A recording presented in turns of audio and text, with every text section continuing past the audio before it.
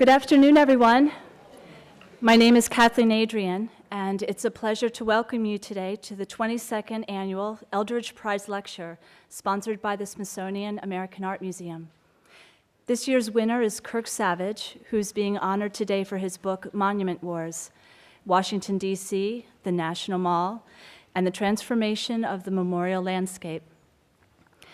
Savage's book from the University of California Press is recognized as a beautifully written book that recounts the creation of the memorial landscape of Washington, D.C., where generations of designers, engineers, and artists have given concrete form to the imagined community of the nation.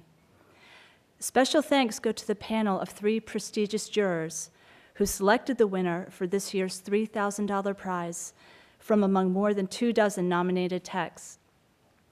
The jurors were Patricia Hills of Boston University, Roberta Tarbell, visiting scholar at the Center for American Art at the Philadelphia Museum of Art, and Margaretta Lovell from the University of California, Berkeley, who was also the recipient of the Eldredge Prize in 2006. In announcing their decision, the jurors spoke of Savage's wide-ranging and deeply nuanced narrative, and I quote, "In part by design, in part by happenstance, the evolution of the mall has been, Savage argues, a 2-century tale of eloquent, shifting national self-definition, a relicless site of civic pilgrimage. This public space, with its monuments, vistas, urban forests, and mass demonstrations, has proven a powerful battleground of warring ideologies, but also a site of national consensus building, anchored by accounts of the creation, reception, and subsequent history of 3 very different monuments: the assertive Washington Monument, the classicizing Lincoln Memorial, and the minimalist Vietnam Veterans Memorial." In addition to the jurors tasked with reviewing the best new scholarship in the field of American art, I want to thank the museum's American Art Forum for its generous support of the annual Charles C. Eldredge Prize for Distinguished Scholarship in American Art.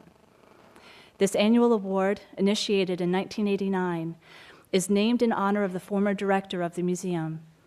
The Eldredge Prize seeks to recognize originality and thoroughness of research, excellence of writing, and clarity of method in a single-author, book-length publication in the field of American art history. Our speaker today, Kirk Savage, is department chair in the History of Art and Architecture at the University of Pittsburgh. He began writing about public monuments and public space in the United States as a freelance writer in the early 1980s, and earned a doctorate degree from the University of California, Berkeley in 1990. His 1997 book, Standing Soldiers, Kneeling Slaves, Race, War, and Monument in 19th Century America, won the John Hope Franklin Prize for Best Book Published in American Studies in 1998. Copies of Monument Wars can be purchased through the museum bookstore, and Kirk Savage will also be available to sign copies of his book at the reception immediately following today's lecture. Before his lecture, titled When the Ivory Tower Meets the Real World, Monument Wars a Year Later, I would like to invite Betsy Brune, the Margaret and Terry Stent Director of the Smithsonian of American Art, to come forward and present Kirk Savage with the prize certificate, and ask that you join me in congratulating Kirk Savage on being the winner of the 2010 Eldredge Prize. I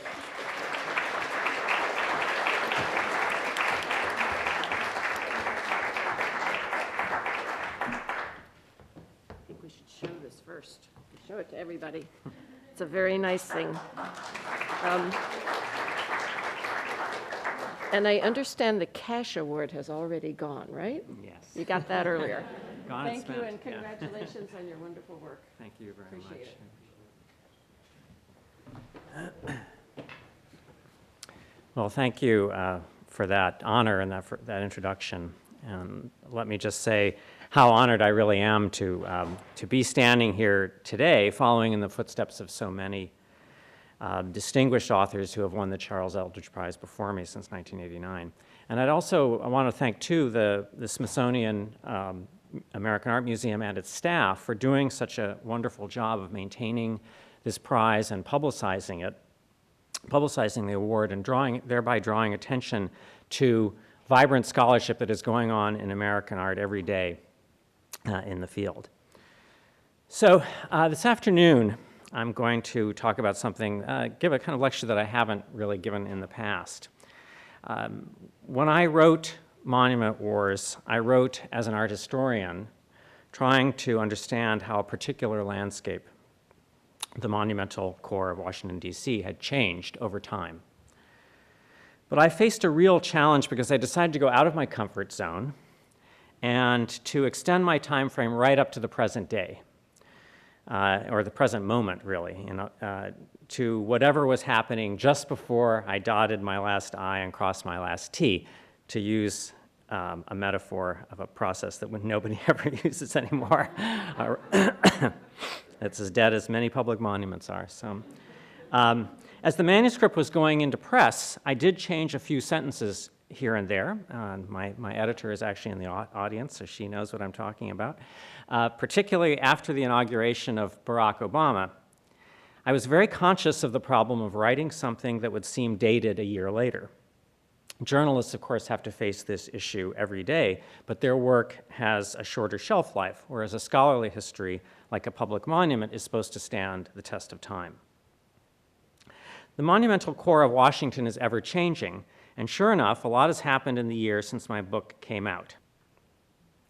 Okay, so Frank Gehry's plans for a mammoth 4-acre memorial to President Eisenhower, you see one of the versions of that here, south of the Air and Space Museum, were unveiled and debated. The Martin Luther King Jr. National Memorial in the Tidal Basin, also on 4 acres, has gone into construction. The National Park Service has just released design proposals for a new underground entrance to the Washington Monument.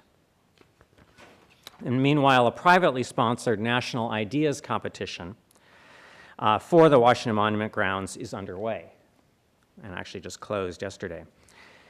Several locations for a new Latino American museum in the monumental core have been formally proposed and discussed. At the same time, we are witnessing the phenomenon of new museums being added as adjunct spaces to pre-existing public monuments. The National Law Enforcement Memorial Museum across the street from the National Law Enforcement Memorial had its groundbreaking in October. The Vietnam Veterans Memorial Center, Education Center, across Henry Bacon Drive from Maya Lin's Wall, has gone through another round of regulatory review and gets closer to final approval. All this activity has given me renewed sympathy for the regulatory agencies that have to deal with the seemingly unstoppable flood of commemorative projects. So rather than going into the usual lament about memorial mania, I want to take the opportunity this afternoon to talk about something that I don't usually talk about, a question that was implicit in the final pages of Monument Wars.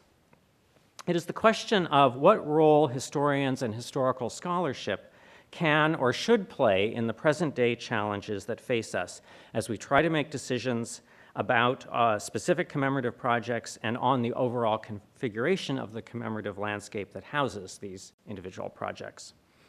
How does historical perspective help or hinder us as we try to shape the memorial landscape in the here and now? In the broadest terms, my topic this afternoon is the uneasy relationship between history and memory. A lot of ink has been spilled over this question and what these two terms, history and memory, actually mean. History, most would agree, is the systematic study of the past. It is something that probably everyone on the planet has thought about or dabbled about or read about at some point in their lives. But generally speaking, history is practiced by trained professionals who spend absurd amounts of time sifting through many different kinds of evidence to come to informed but often cautious conclusions about what happened in the past, why it happened, and what significance it has for us in the present day. Memory, on the other hand, is not a professional practice. It's something we all do. And when it comes to how we remember our shared past as a nation, we do not rely primarily on history books, but on a whole host of other popular forms that are not produced by historians and that are not always cautious. news media accounts, movies, oral traditions, and of course, public monuments. So let's look at public monuments as a form of memory work. No one has ever expected historians to produce public monuments. They are made by artists and by communities of citizens who are trying to push into public consciousness the memory of some person or some event. The equestrian monument to Andrew Jackson in Lafayette Park was sponsored by a local political association of leading Democrats in the city, and the artist, Clark Mills, was a self-taught sculptor who it seems was barely literate. By contrast, Maya Lin, the designer of the Vietnam Veterans Memorial, was a very well-educated young woman, but she deliberately ignored the 7 books about the Vietnam War recommended by the competition organizers and listed in their program booklet for the competition design. She chose not to research the war in any way. Whether by choice or by ignorance, the makers of public monuments usually don't claim to be scholars. There's been a persistent tradition in American life of dismissing monuments precisely because they lack educational value. When Congress in the year 1800 debated whether to erect a huge monument to George Washington in the form of a pyramid, some in Congress actually argued that the nation would be better off if the money were spent on history books for the poor. Why build monuments at all when we could use the resources to teach history instead? Our children then will learn and imitate Washington's virtues, North Carolina Representative Nathaniel Macon argued. This will be rendering the highest tribute to his fame by making it the instrument of enlightening the mind and improving the heart. This is an age-old debate which the anti-monument camp generally has lost. All we have to do is step outside in a city like Washington to see that public monuments continue to exert a hold over us. Monuments are expected to do something that carefully documented works of scholarship don't often do: inspire us, galvanize us, move us, lead us to experience in some new way a significant past. Does that mean that history is less important than memory, or that the two are mutually exclusive? The answer to both questions, I believe, is no. Despite the apparent gulf between history and memory, historical authenticity has almost always been at issue in monument projects. In the era of the great man statue, a lot of energy went into ensuring that the likeness of the hero is correct and that the details of costume and pose and gesture were authentic to him and his historical reputation. Horatio Greenough's notorious statue of George Washington flopped for this very reason. Most people thought the facial likeness was pretty good, which is interesting because, of course, there was no photography at that point in time, so we don't have an objective, in that sense, record of his likeness. But most people thought the facial likeness was okay. But everything else about the statue misrepresented him as a man and as a historical exemplar. While this is an extreme example, the same issue has played out in many monuments since then. In the 1990s, when the FDR Memorial was finally completed, a politically charged debate ensued about the choices of themes and inscriptions, with some commentators on the right charging that historical authenticity had been sacrificed to so-called political correctness.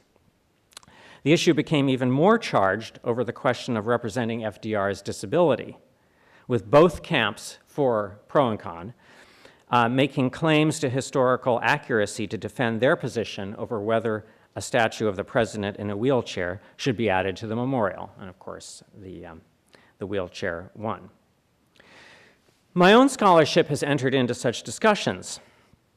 For example, the issue of fidelity to history became a critical issue in the Freedmen's Memorial to Abraham Lincoln, otherwise known as the Emancipation Monument, erected in Lincoln Park in 1876, and which was the centerpiece of my first book, Standing Soldiers, Kneeling Slaves.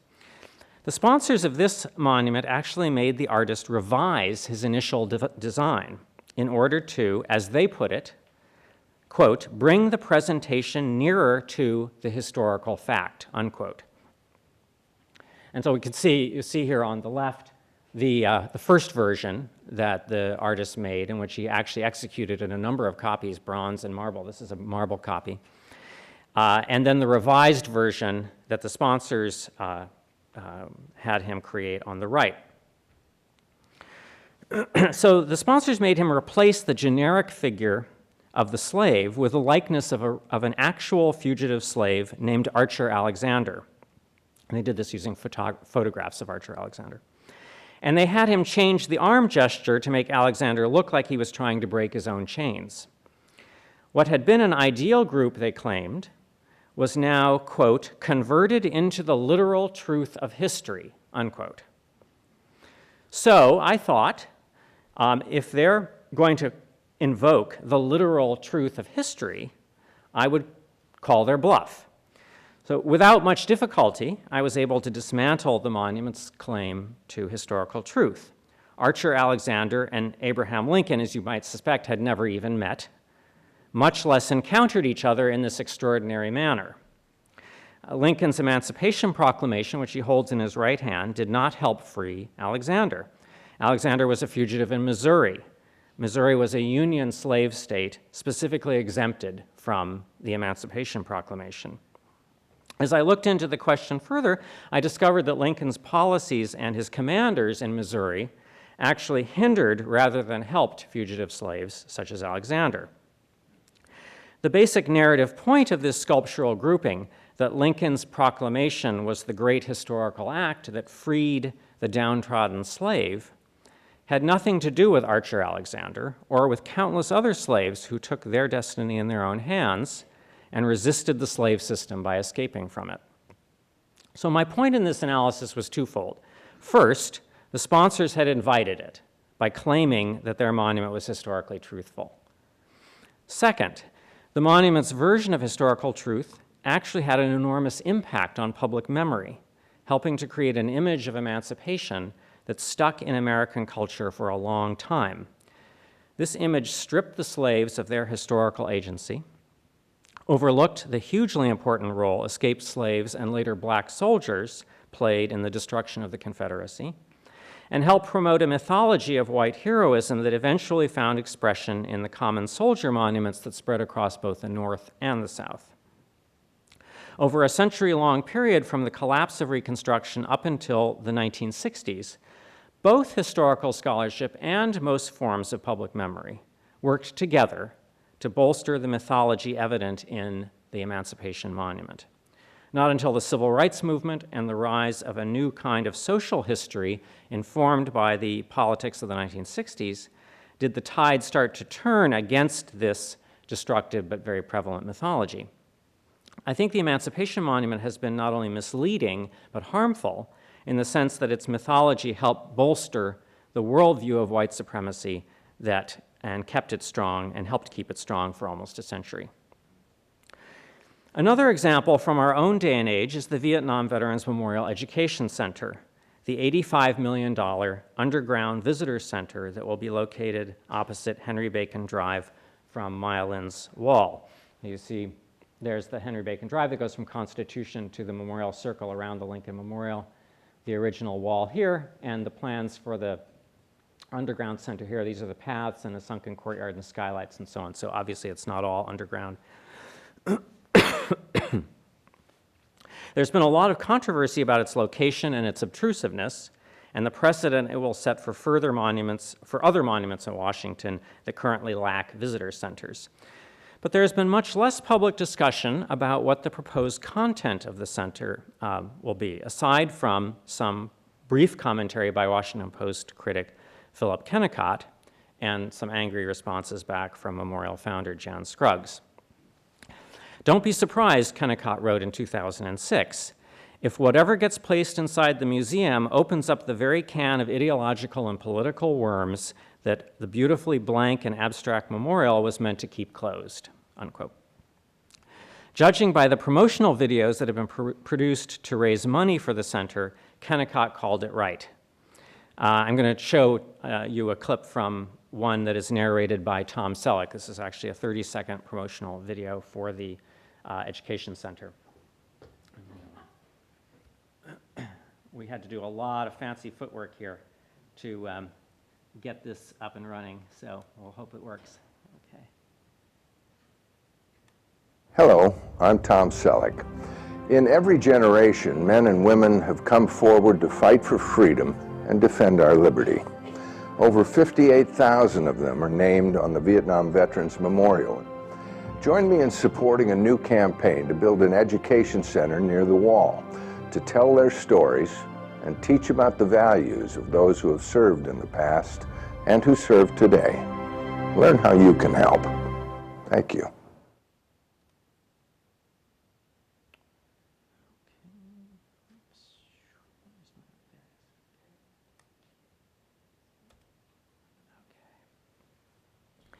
So beginning with that first transition that you saw at the beginning of the video from the flag raising on Iwo Jima in 1945 to the helicopter evacuation in Vietnam, presumably in the mid-60s, this video unabashedly co-opts the image of World War II's greatest generation and attaches it to American soldiers in Vietnam. The glory of one rubs off on the other. In this alternative universe, the soldiers in both are fighting the good fight for freedom. Both exemplify the best of American values. What this ad and many other promotional materials for the Education Center do is to supply the ideologically loaded imagery and terms that Maya Lin's original memorial deliberately excluded. Ironically, Scruggs and the founders of the Memorial Project had originally justified the memorial 30 years ago on the grounds that the Vietnam War was unlike other American wars. It was more ambiguous, more divisive, more traumatic for the soldiers who had to serve in it. This was the whole rationale for the healing function of the memorial. Now that the healing is apparently behind us, they have turned 180 degrees and want to show that the American intervention in Vietnam belongs to one long meritorious tradition of American military service. And in their exhibition plan, the last thing that you would see as you exit, as you go out of the last display that you see on your way out, is an exhibit on military service from the Revolutionary War to Afghanistan. So they maintain that this will be politically neutral, but their own rhetoric echoes the old arguments of the Vietnam-era hawks, who also claimed that the war was a fight for freedom, just like World War II. And in fact, that word freedom was deliberately kept off the wall. It appeared actually on the flagpole that was put up later as part of the compromise solution, but it wasn't on the wall itself. While the project gives ample voice to military leaders and hawkish rhetoric, there is no space or voice given to the anti-war movement, in particular to the anti-war sentiment within the ranks of ordinary American soldiers, many of whom ended up opposing the war because they thought its conduct was immoral and indefensible. From an historian's perspective, the proposed education center is one-sided, incomplete, and misleading. The image in reverse of Saigon's War Remnants Museum, which focuses, used to be called the War Crimes Museum before normalization with the United States, which focuses exclusively on American atrocities and arrogance. Do examples like the Education Center and the Emancipation Monument, suggest that we should try to get the input of historians on monument proposals? One place to start might be to include a professional historian on the National Capital Memorial Advisory Commission.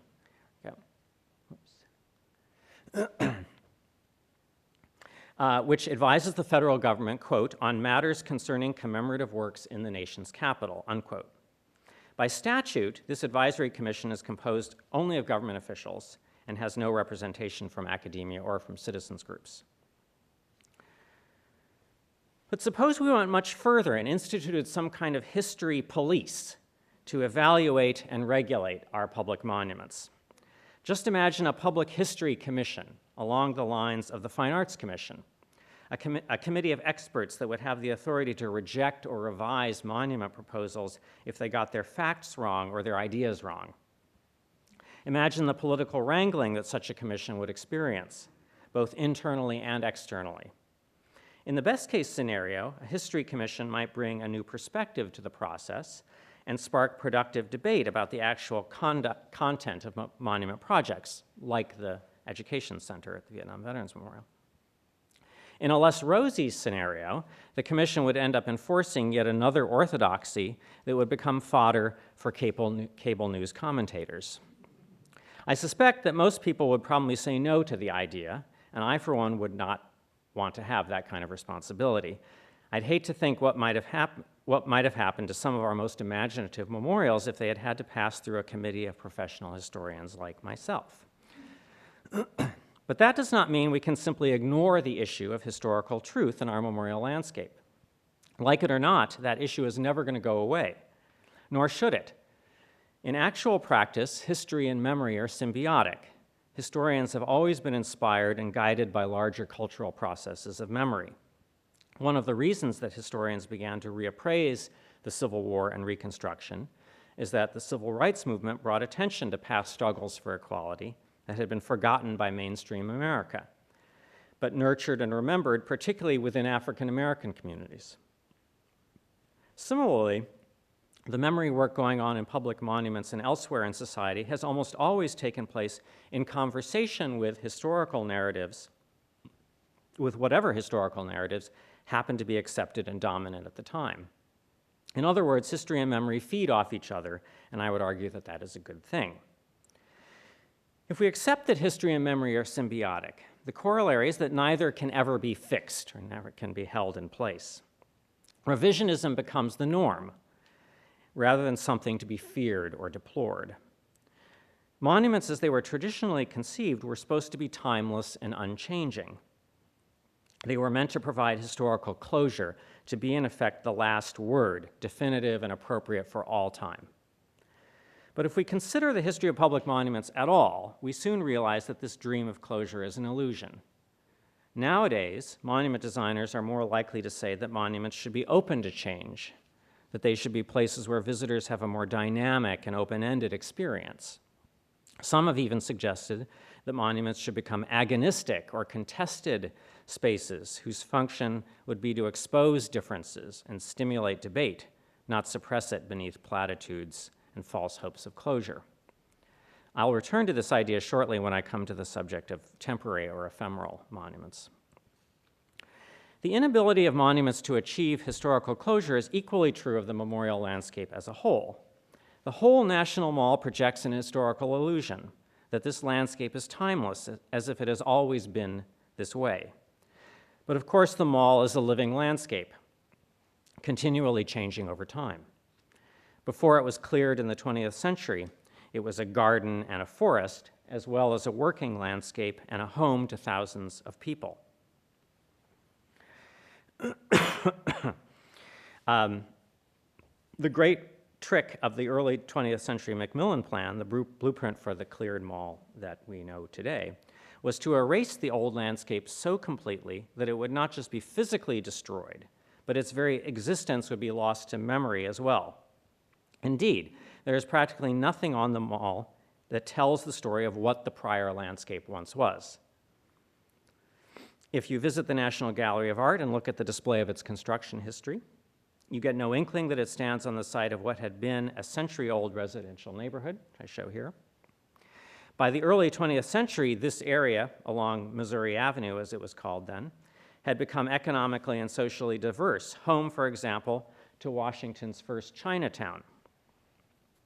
In the early 1930s, as many of these buildings were abandoned because the federal government was buying up the property to demolish it, some of the famous bonus marchers, the World War I veterans seeking their pensions, squatted there and later were violently evicted by the U.S. Army.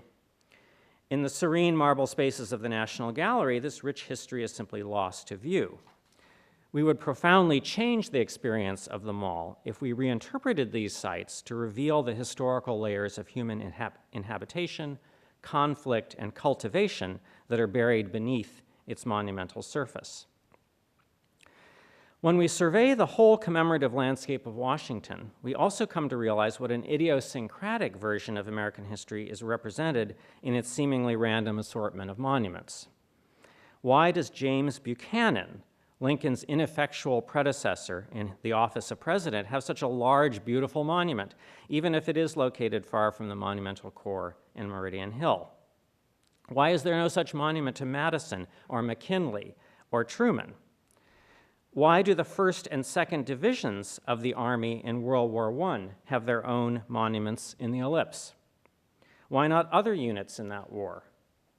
Or better yet, all the American soldiers from World War I in one national monument like the Vietnam Veterans Memorial does?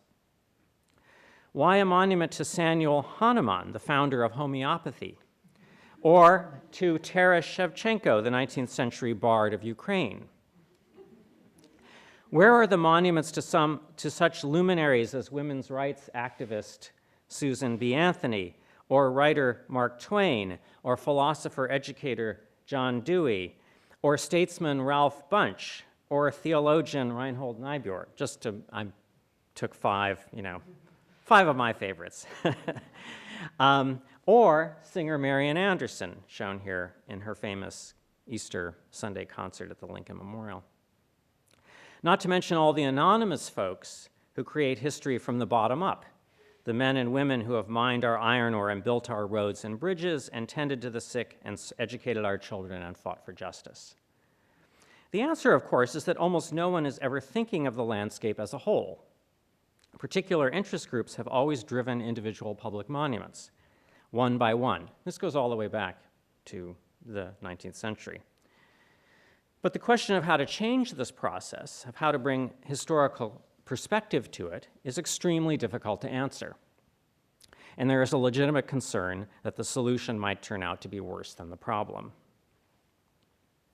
At the end of Monument Wars, I made a proposal, a 10-year moratorium on permanent public monuments, during which temporary memorials, installations, and reinterpretations would be encouraged and facilitated throughout the monumental core. My idea was to shift the way we think about the memorial landscape, to make it more of an open conversation rather than an impossible quest for some kind of immutable and fixed national essence. The sacred center would become less sacred. Coalitions and perspectives that are never represented in the memorial landscape would emerge experimentally. More voices would find room for expression. A more open democratic sphere of memory might flourish. Designers would be freer to embrace difference and controversy, knowing that their projects were only temporary. The result would be a memorial landscape that would potentially say a lot more about American history than the current landscape does.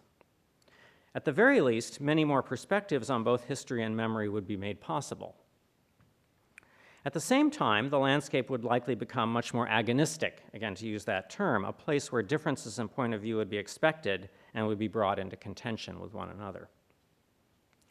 Of course, there is no framework for such a plan in the Commemorative Works Act or any other regulatory program that governs the monumental landscape in Washington. Tourists coming to Washington might be confused or even outraged to see the sacred spaces of the monumental core filled with unusual or challenging works and interpretations. The cable news networks and congressmen looking for a soundbite could have a field day. There are all sorts of reasons to find the idea impractical, unrealistic, and politically explosive, which is exactly what I thought. I didn't think anyone would pay any attention to it. So, to my surprise, the regulatory commissions that deal with public monuments in Washington have now become interested in the idea of temporary monuments. Of course, the other part of my proposal, the moratorium part, never had any chance of being seriously considered. But the idea of creating some space in which temporary commemorative projects could be displayed and discussed has begun to get a little traction.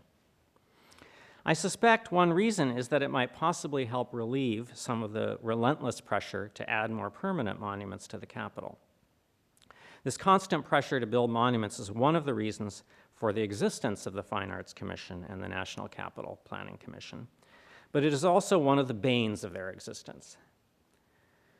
Another reason the idea has attracted some interest is that in recent years we have begun to see in other places some interesting models of temporary monuments that have given the idea a little bit more legitimacy.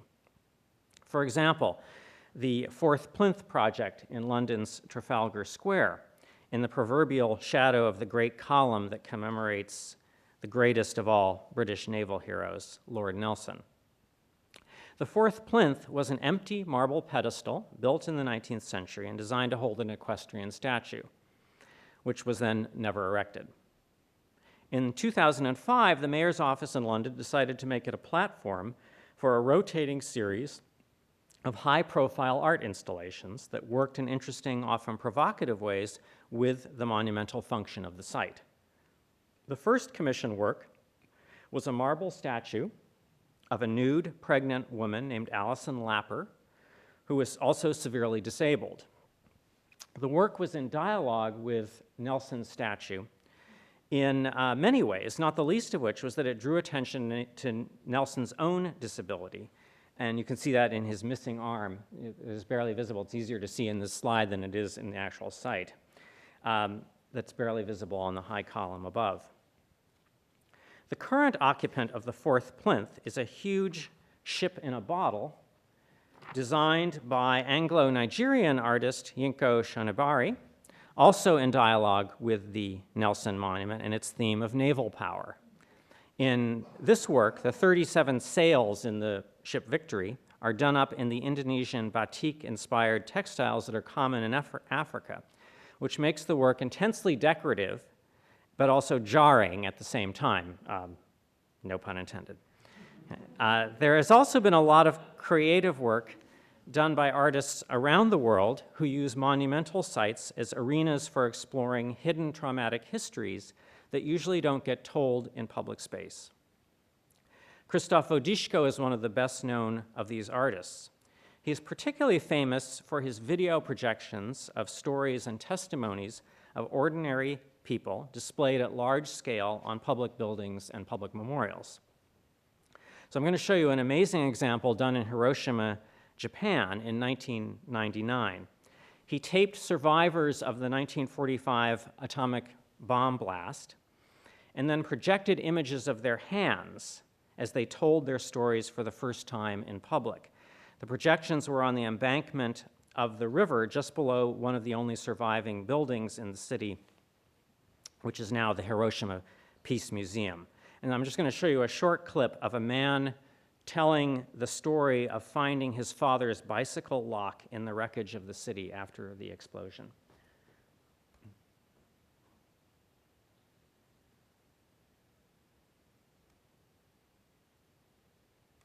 Literally moving. これは自転車の鍵です。焼け跡から自転車を掘り出して持って帰って、鍵だけを保管してる。そのためにこうやって袋の中で大切に保管しておりました。これは我が家の宝ではないですが、宝と同じように子孫に見せるためにこうやって保存していきたいと思います。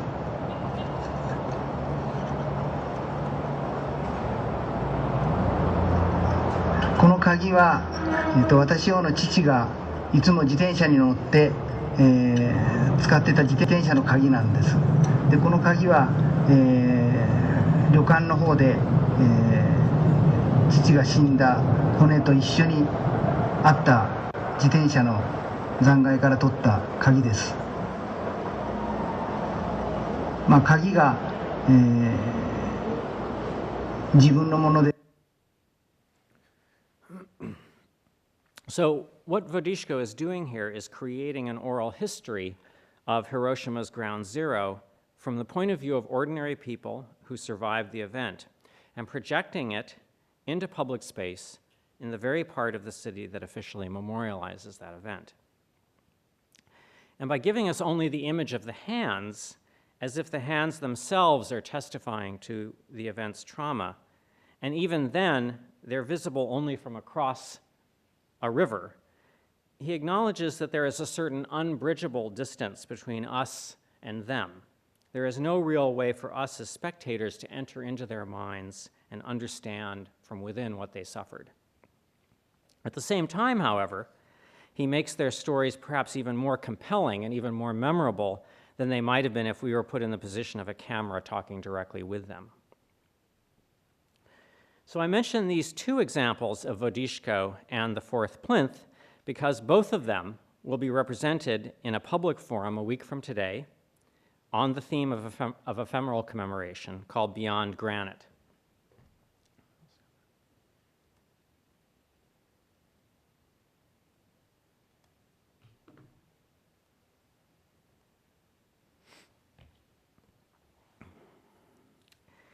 That event is actually taking place right here in this auditorium a week from today at 6:30 p.m. Among the speakers will be the director of the Fourth Plinth Project, Justine Simons, and Christoph Odishko himself. The event will be moderated by Thomas Lubke, the secretary of the Fine Arts Commission.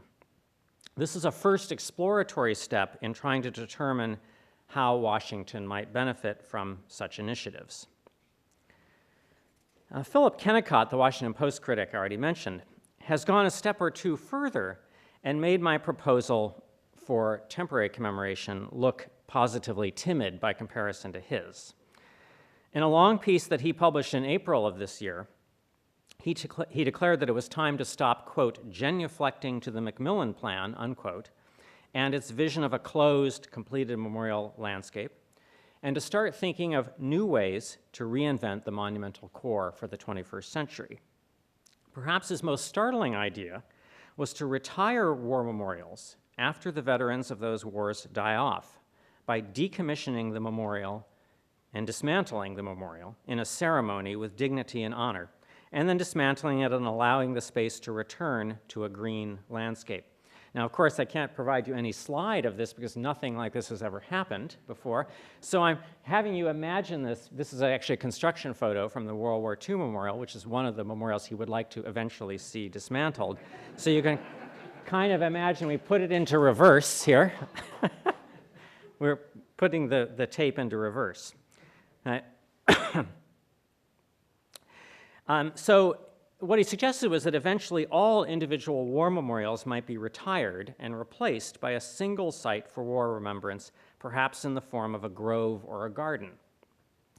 His proposal is a direct challenge not only to the cult of the soldier, which has flourished in the aftermath of the Vietnam Veterans Memorial, but even more fundamentally to the myth of monumental permanence. He is saying, in effect, that the whole idea of the permanent public monument has run its course, that we would be better off thinking of public monuments as temporary, with a lifespan that suits the actual needs of society's memory. In a sense, he is acknowledging what we all know, that most monuments eventually become obsolete. Thus, instead of struggling to revive the patient by building new visitor centers or adding new audio tours accessible by iPhones, he hopes to give them a decent funeral. Slowly unbuild the landscape, he says, and allow it to be reconsecrated by an idea that will be vital and essential to the next century, the need for green places. So I admire his chutzpah, and I must say that I enjoy how it puts me in the position of being a moderate. But he's making a real point. I have been talking this afternoon about how we might bring new historical perspective to the memorial landscape. To do so, we have to follow Kennicott at least a little bit and stop treating every memorial or plan that gets built as sacrosanct. Public monuments are always the product of a particular moment and a particular set of interests working in that moment. The moment changes, and so too do our monuments, whether we like it or not. Whether we could ever so frankly acknowledge the impermanence of our monuments as to tear them down is doubtful. So much of our world changes so fast that we look to the memorial landscape as a place where traditions still exist and still matter. And I think that's important, and I very much respect that. The trick is how to balance that need for stability with the democratic demands for openness to multiple perspectives, free inquiry, and maximum truth. If we could manage that balancing act, then we might produce some new traditions that would invigorate our memorial landscape for the century ahead. Thank you very much.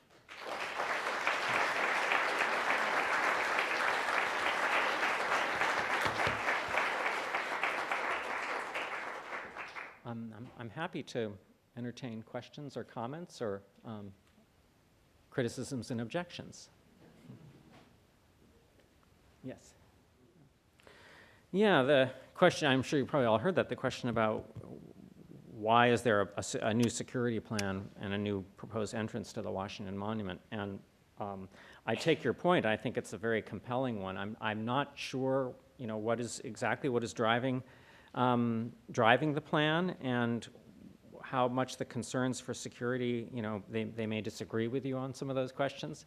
My particular concern, though, is that I know, the original engineer for the monument, Thomas Casey, he was a very brilliant man, and he rebuilt the foundation of the Washington Monument in the early 1880s. And he did such a good job that the monument, when they tested how the monument had settled in the 1930s, it was still plumb. After 50 years, it was still plumb. And they said rarely, they couldn't think of any other towers like that, because usually they settle one way or the other, at least slightly. So clearly he had done something really right, in the way he rebuilt the foundation. Now, Casey also considered an underground entrance to the Washington Monument because he didn't like the door. He didn't want anything on the outside. He wanted to get rid of the door on the ground level. So he considered the idea of an underground entrance, but he rejected it on the grounds that the cut in the foundation would not be, he wasn't comfortable with that it would be safe. Now, it may be safe. I don't know. I'm not an engineer like you. But I just think if Thomas Casey, who did such a great job rebuilding this foundation in the first place, didn't think it was safe, then the burden of proof is on the Park Service to demonstrate to us that it will be safe to cut through the foundation. Somebody at the mic there, yes. Now that we're kind of running out of space in the mall, how effective are these kind of like underground monuments as opposed to ones that have larger buildings that can be seen? And right. Well, yeah, that was the whole idea of the Vietnam Veterans Memorial was it was grandfathered into the so-called reserve, the revision of the Commemorative Works Act, which created a reserve area that said we're not going to build anymore in this central part of the monumental core. It's sacrosanct, it's off limits, it's done, it's complete. It's completed work of civic art, but they grandfathered in the Vietnam Veterans Memorial Center as kind of the last one that was going to go in. And it was going to be underground and invisible, so therefore it wouldn't have any real impact anyway. I have never been particularly attached to the idea of a reserve area. We're running out of space only if we think of it as open space that cannot be, where nothing can be put there. Now, in the 19th century, of course, all that space was covered with, gardens and houses and trees and greenhouses and fountains and all kinds of stuff was in where it is now cleared. And I think, at least to my mind, it's conceivable. I think it's conceivable to put things there again. And to change the open vista. So that would be another option instead of trying to put things underground and make them invisible when they're really not going to be invisible. This is not going to be invisible, this center. To get into a structure, you have to have a way in. It has to be accessible to people in wheelchairs. It has to be lit, et cetera, et cetera, et cetera. So they may do a very good job of minimizing how much it can be, how much intrusiveness it can have in the landscape, but obviously it can't truly be invisible. And then, so the problem does arise, this happened with the Martin Luther King Memorial, which my understanding is kind of very late in the process. They said, oh, we're gonna have by the way, we're gonna have a 3,000 foot, building here with a store or whatever, restrooms, et cetera.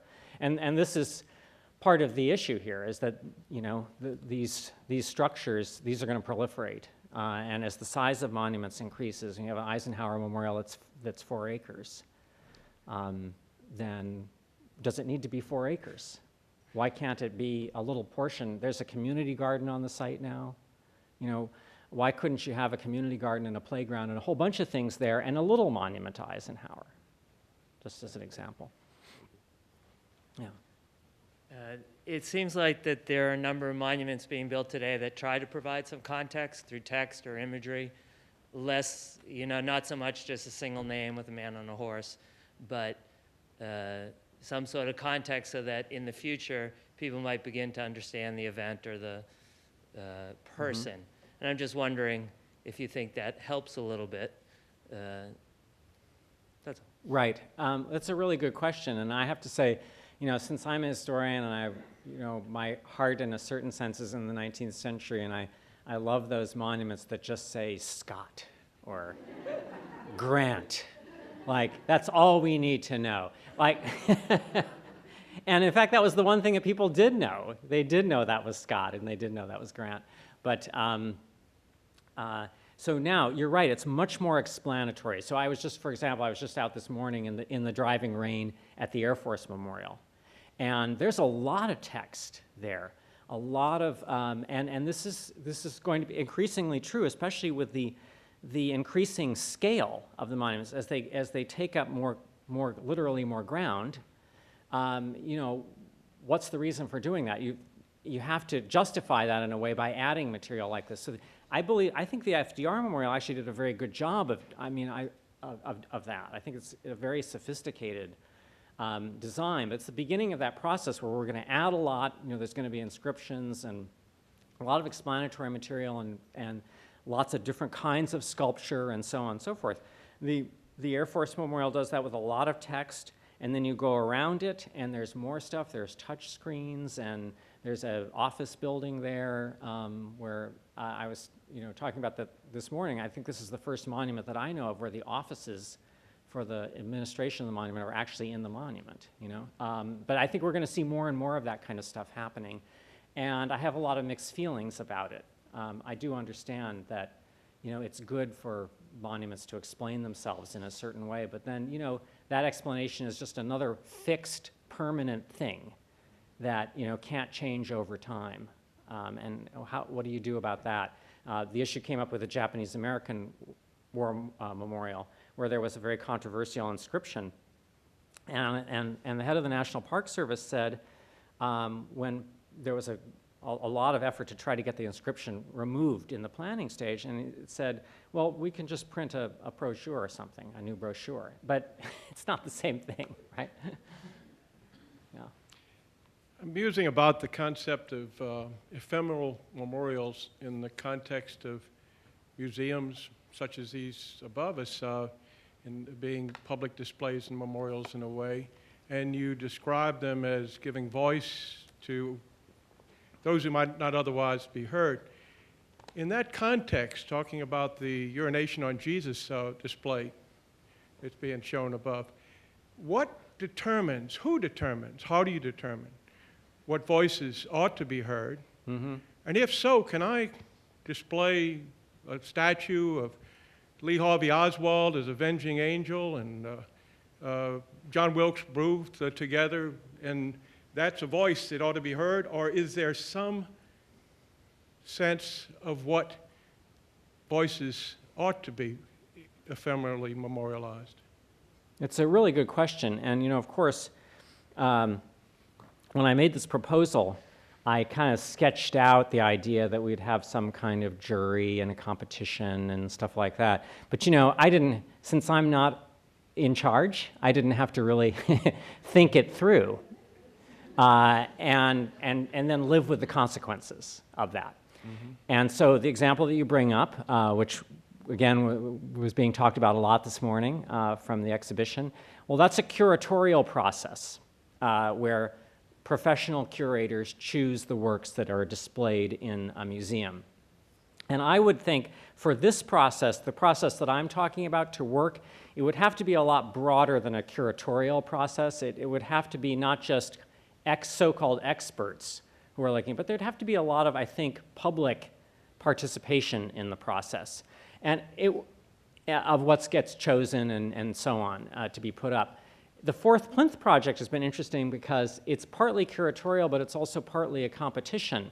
And so a competition was done, and then the projects were then chosen out of the competition to rotate, from the competition. And so that also created a lot of public discussion about, the competition created a lot of public discussion about the projects, mm-hmm. and that was a way of vetting them in a certain sense. Like if a project was just going to be way too controversial, or, for a significant number of people, then it could simply, be dropped off the list. before it was actually put into place. Would controversy be the guide, or would it be whether there's really a group of people who support that voice? Right. Well, that's a good question, because, again, a good point, because you don't want to eliminate, I mean, if we follow the agonistic model, we like controversy, right? And we don't shy away from controversy. We don't think of controversy as a bad thing, because that's what democracy is all about, is controversy. So, but at the same time, we all recognize that there may be certain statements that cross a line that's not compatible with whatever our democratic vision is, or, and those are the difficult decisions that I would hate to have to be on a panel deciding myself, okay? But, the fundraising is a huge issue, and that's a huge issue for these projects. The Education Center, no government money is supposed to be spent on it. So they've got to come up with $85 million. And that's a lot of money. And in fact, $85 million, I did the math on it, it's something like 4 times the real cost of the original monument. So in other words, this is 4 times bigger in that sense than the original one. And they are actively soliciting donations from corporations for that project. So that may be right. And that becomes, that in itself becomes another issue and another problem, because it's in a way, in a certain sense, a kind of privatization of the memorial landscape happening. And on the one hand, yeah, we don't want the state, the government, to be spending money on these projects necessarily, but how are they getting funded is also a vexed question. As far as the ones that I relish, I mean, I probably got into this, whole field because of the Vietnam Veterans Memorial, because I loved that monument so much, the original design. And in the process, that's kind of what got me started. I had actually been, I had studied funerary monuments in England, right, in Westminster Abbey. I had a very inspiring course on that when I was on study abroad in England. And so I became very interested in public sculptural monuments. The Vietnam Veterans Memorial really captured me, as it did so many other people, but then it got me interested in earlier stuff in Washington. And the Grant Memorial, for me, was the one that really, of all the earlier monuments, was the one that captured me the most. The Grant Memorial, at the foot of the Capitol building. And I just, it seemed to me it was this kind of wonderful example of this monument that nobody really seems to pay attention to anymore. And yet it was so incredible, and such an incredible work of art. And so that was back in the early 80s, that was in 82, 83, and I sort of vowed to myself, okay, one day I'm going to write on the Grant Memorial. But it took me about 25 years to actually complete that, fulfill that dream. Yeah. My question is about the idea of temporary memorials or monuments that can use space like the mall and then somehow be removed and yet still somehow exist. And the idea that is obvious, and you mention it in your book, is the AIDS quilt. Right.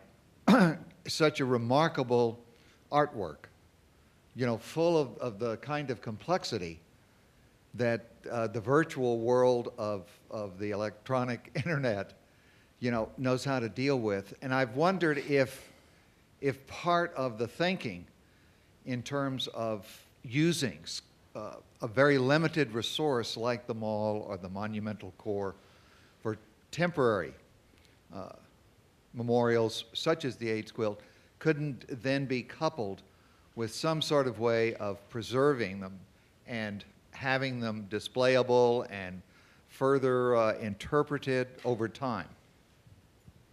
Yeah, it's an interesting question. This, in a way, is, I've talked about this idea on several occasions with some of the staffs of the regulatory commissions here in Washington.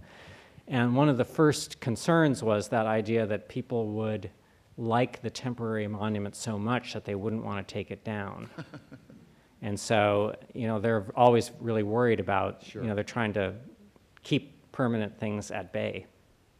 And so the usual way that these projects survive is through documentation, and they get written up or published in books, or there could be exhibits about them by, the artists could have exhibits, so on and so forth. And those are highly inadequate. They're not at all the same thing as experiencing it in its original setting and in its original moment. So I don't know, some of these things can go on the road, as the AIDS quilt has gone on the road, not the whole thing, but pieces of it, and large parts of it, have traveled all over the place. And I could see that possibly happening, with some kinds of temporary projects that might initially have their start in Washington and could be re-erected somewhere else, potentially. That might be an interesting, outcome of that process. But I would love to see things. I mean, I don't think it's going to ever happen. But I would love to see things in the mall, temporary things in the mall, on the grass. Myself. I would love to see that, and I think it would really bring new life to that landscape.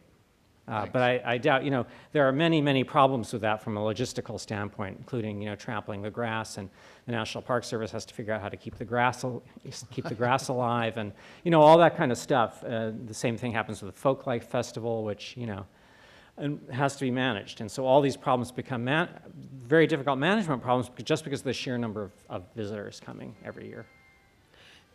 You have, unless I'm misremembering, have written about the inherently conservative nature of groups that select monuments. I'm thinking of your writings on the Civil War monuments, which many of them which end up looking the same because of that. And how does that jive with the idea of having a group that would select a monument, a more unusual monument? Or like a temporary monument. A temporary memorial, yeah. Well, it would have to be a different process from the process that reigns right now. I mean, and that is kind of the rub, So the process right now in Washington is essentially a legislative process. It's the proposals, it's driven by interest groups who are constituents or can find a congressman that sees them as a constituent who will then champion the project and write a bill to authorize the monument project. And then that project is subject to congressional, bartering and all that kind of stuff that goes on. Where the kind of process I imagine would really be taken out of that legislative arena, and it would be it wouldn't be a partisan process in that sense. I mean, it would be a real different process in which you'd have academics and you'd have citizens groups and different kinds of people involved in the selection and jurying, of the works. But I thought it was consensus, the fact that usually monument committees have to achieve consensus that is one of the main reasons why they become so conservative in their choices. And I think that's partly driven by the permanent nature of the monument, because they're very concerned about, okay, this is going to be up forever. So, but if they're not concerned about that, if they know it's only going to be up for 6 months, then it's, all right, let's take a risk with it. I think that can lead to a different kind of project being entertained than what. Yeah. So the World War II Memorial is an example of something that was very much became a design by committee. And the architect's original, he had to revise and revise and revise and revise and revise because of all the committee demands on him. I'm a World War II veteran, and I was quite active in opposing the World War II Memorial, and quite opposite to your notion of getting rid of memorials when we die. The thing that was one way it was foisted upon the American public was the belief, the threat that we were going to die off before the monument was built. I promised to stay alive until it was built if they put it in a decent place. That didn't work. But the Macmillan Commission gave us a vision for the mall that lasted about a century. It was largely a landscape vision, there is now a need, and the Coalition to Save Our Mall, which is an outgrowth of that controversy of the World War II, as you well know, is calling for a commission along the lines that you have described to think about the narrative of the mall for the next 100 years. And perhaps to even expand the mall physically, since there is contiguous federal lands onto which it could be expanded. Right.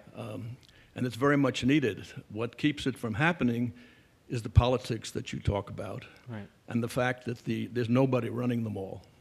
There's just everybody running the mall, and therefore nobody running the mall. And when the Park Service comes out with a plan for the mall, it's essentially a landscape plan, and it doesn't have the vision that's much needed. So it's not just about individual memorials. Sure. It's about the whole narrative. Sure, yeah, it is, and it's about the whole planning process. And again, you know, very mixed feelings about that Macmillan planning process, because on the one hand, yes, it was very visionary, you know, and it was something that we don't see nowadays, because the process that we have in place now really, in a way, prohibits any kind of visionary thinking like that. But on the other hand, it was a very top-down process. You know, it was 3 or 4 guys, you know, and how they thought Washington should look, and how the monumental core of Washington should look. They weren't interested in input from other people or other groups, and saw it as pretty much strictly an aesthetic exercise. And so that kind of, you know, top-down planning, it's actually a miracle that plan was executed in any form, because there was so much opposition to it in Congress. And again, that kind of story could never happen today. You know, today we don't have that kind of top-down planning process in that way, in that extreme kind of way. It just doesn't exist anymore. The planning process is far from perfect now, and it's far from bottom-up and democratic, but it's not the extreme form of top-down planning that the Macmillan, you know, plan was. So while I think there are more voices engaged in the process than there used to be, it's also it's virtually impossible to imagine anything truly visionary or groundbreaking actually happening because of the way it's set up. Kirk, thank you very much for your work on behalf of monuments and bringing them to our attention again and again. While I'm not a devotee of handheld devices, I do think that some of the issues raised today with regard to context and removal of monuments, which I'm really in favor of, would be enhanced by having a handheld. So if you're walking by the Japanese memorial, you could have at your hand the same monument that you showed us, the ephemeral monument of the hands in, I believe it was London. Or if you're walking by the Vietnam Memorial, again, I would not advise this, but some might like it, have a chance to listen to some of the soldiers or some of the letters read. So there's a reason, a context that could be provided through the handheld if the monuments either were not constructed or had additional material that could really enhance a personal introduction to the monuments. Yes, I agree with you there, and I think a lot of people are thinking about this, geocaching and using geocaching software and trying to figure out ways to do this. The examples that I've seen so far, and I've even participated in some of these efforts, have been fairly traditional, you know, kind of along the lines of a museum audio tour, what you would get on a, you know, on your headphones in the museum, and less. They're not thinking so much along your lines, you know, of bringing in other kinds of material or bringing in comparisons to other monuments or other kinds of historical sources besides what is on the, you know, on the monument.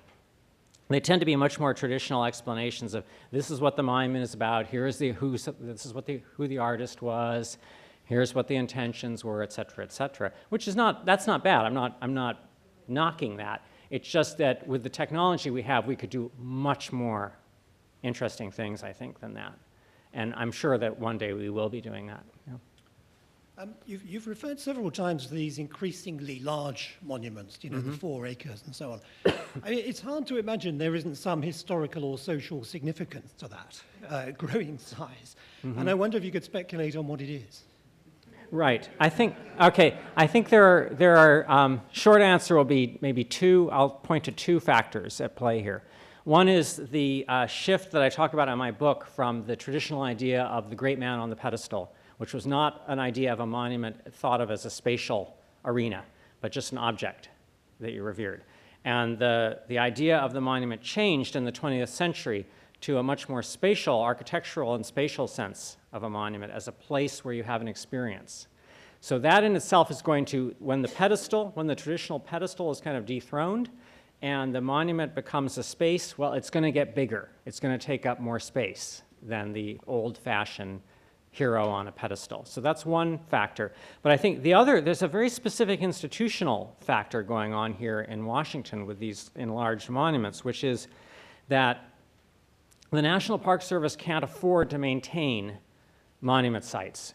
And so what the Commemorative Works Act did was to say, basically, if we're going to give you a site, we're going to give you a space, one of these little triangles or so on that in the L'Enfant Plan, like in the Eisenhower Memorial, and you are responsible for the entire space, the entire site.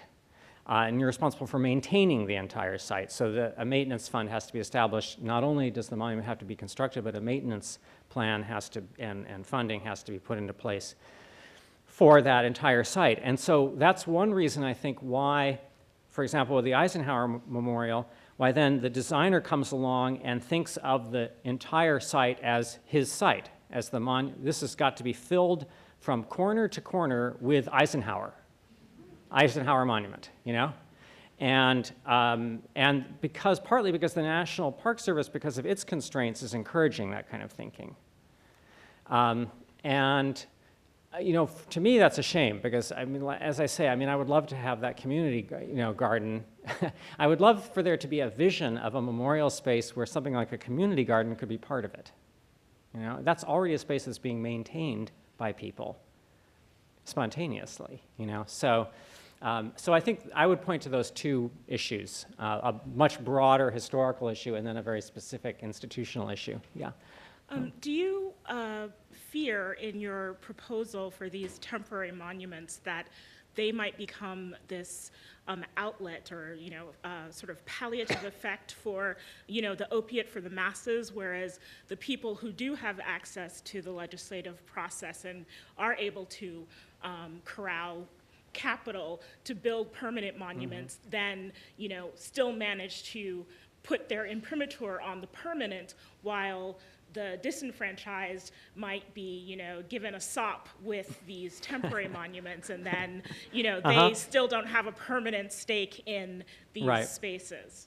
I think that's your concern is really a legitimate one, and that's one reason why my proposal was a two-part proposal: moratorium on permanent monuments and to be replaced by ephemeral monuments. Because the way I envisioned it is that if we actually stop building permanent monuments for a while and only erect temporary monuments, that would then create all these new kinds of ideas that would be out there, and we might then eventually put some of those ideas into practice, into a more permanent form later on, if we so decided, and so we could actually change the permanent landscape by a process that initially emphasizes temporary monuments.